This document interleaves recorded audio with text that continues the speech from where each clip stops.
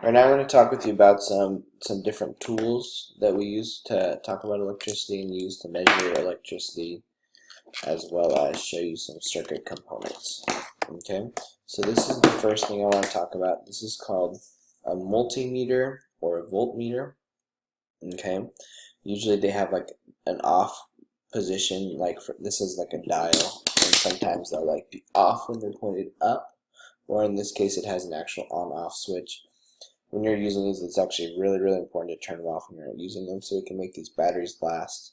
So anyway, this is a tool for measuring voltage, what we learned about before, resistance, and current.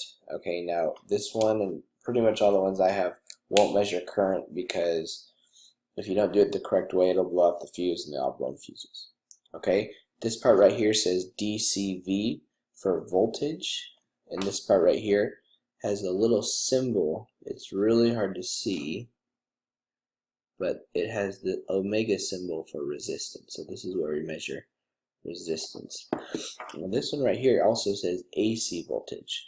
Our focus will be DC voltage. This is what you have in basic circuits, what your phone operates on, what most handheld electronics use. AC voltage is what is used by things in your house, things that you plug into the wall.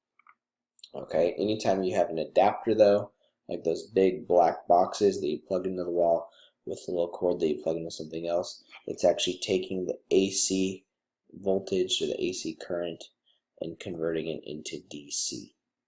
Okay, but DC is what we generally use for kind of consumer electronics. Okay, so to get started, or at least like handheld electronics. So the first thing I want to show you is a battery. This is our first circuit component. Okay, so here's a battery. As we go through these, I'm going to show you the symbol. So when we draw a circuit, we include symbols for these things. So this is a battery. It has a side that's positive and a side that's negative. Okay, and the circuit symbol for battery looks like this. Okay, the long side represents the positive. Okay, and what a battery does is it creates a voltage. Okay, and so remember that when we have a voltage, we can create a current. Okay, and so this battery here can be a source to push the current. Okay, so that's one circuit component. Now, sometimes we'll use two batteries, okay? And when we use two batteries, we'll actually connect them together end to end. When you connect them this way, the batteries are in what's called an arrangement called series, okay? And we can actually represent two batteries that are in series by drawing it like this, two batteries right next to each other, okay? Positive, negative, all right? And to make things simpler for ourselves, we have tools or devices that can hold the battery, and this actually lines them up in series. So if you were to put one in right here, there's a little bridge back here connecting it to the other side, connects the negative of one to the positive of the other, and so on. Okay, so I'm going to put these in here. When we use tools like this, it's really important to remove the batteries when you're done as a safety measure, okay?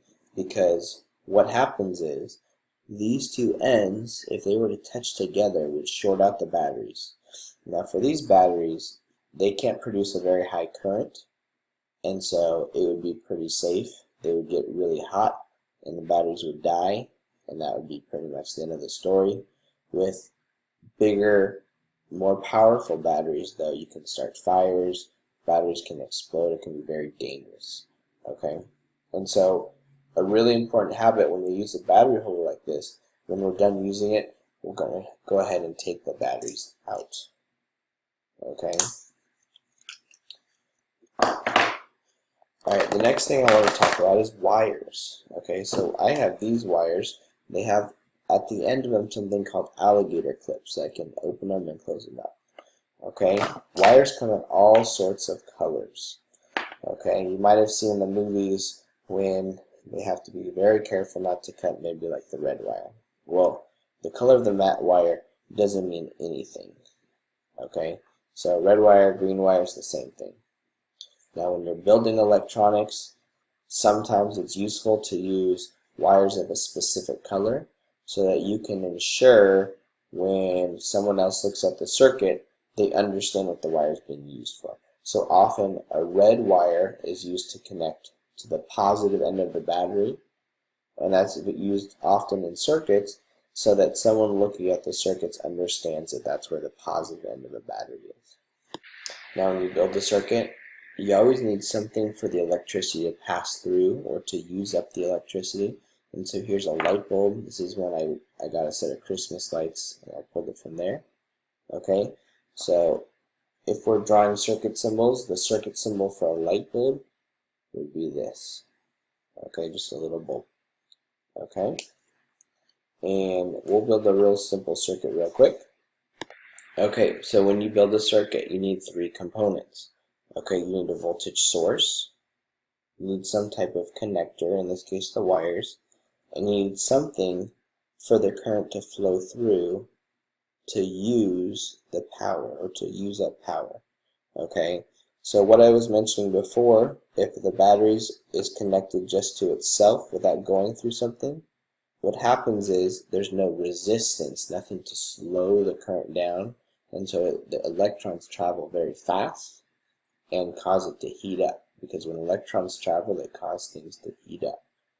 Okay, so one way that we can slow the electrons down is by using a light bulb. So here's the light bulb I mentioned before. So we're going to connect our three components. Here's our voltage source. So we'll start with the positive side right here. Okay, where you start doesn't really matter. We'll connect it to our bulb. Okay, and now we're going to connect the other side of the bulb to the negative side. Okay, and you can see it light up. Alright, if I disconnect it, it becomes unlit because the electrons stop flowing. I connect it again, they start flowing again, and I have a circuit, okay, powering a light. Now let's go ahead and diagram this circuit. Okay, so the way I draw this, I have a battery, actually two batteries, I'll just draw it as one though. Okay, those batteries that are connected to a light bulb. Okay, and there's the circuit that I've just drawn. Okay, there's a couple more things I want to show you about. The first thing I'm going to show you is a switch. Okay, this is a pretty standard piece of equipment here, and you're going to see the switch has three legs. Okay, there's 1, 2, 3. Now when we use the switch, we only care about two of them. Alright, so I'm going to rebuild that same circuit using the switch. So I'll take one wire and connect it to the middle leg. Okay, I'll take another wire and connect it to the leg next to it. When I use the switch, always one of them will need to be connected to the middle leg. Alright, I've got the red one going to the light bulb. I'm actually going to need another wire here. So I'm going to run another wire from the light bulb to the battery, okay, like this. And I'm going to run the other end of the battery through this green wire to the switch. Okay, and now the switch is wired as a part of the circuit. You'll see that if I turn the switch, it turns on. Flip the switch, it turns off. If we want to draw that circuit we just created, we had a power supply, our voltage source, okay, and our battery. That voltage was connected to a light bulb, okay, like that. And in our circuit, there was a switch, okay,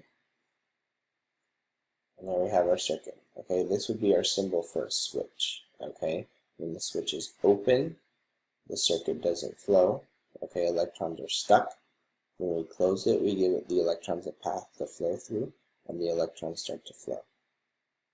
The last thing I'm going to show you right now is this type of light source. It's not a typical light bulb. It's something called an LED. or light emitting diode. Okay, it has two sides to it. The symbol looks like this. Okay, something like this. It's fairly complex. We'll just use the light bulb symbol for it. But what's important for you to know is this. In the LED, it actually has to be oriented a certain way in the circuit. You have one leg that's positive, one that's negative. Okay, if you look closely at one leg is longer than the other. Okay, the long leg is the positive side. The short leg is the negative side. Okay, the long leg is called the anode. The short leg is called the cathode. Okay, what you'll find is if you connect an LED backwards, then no current will flow. It has to be connected the correct way for current to flow through it.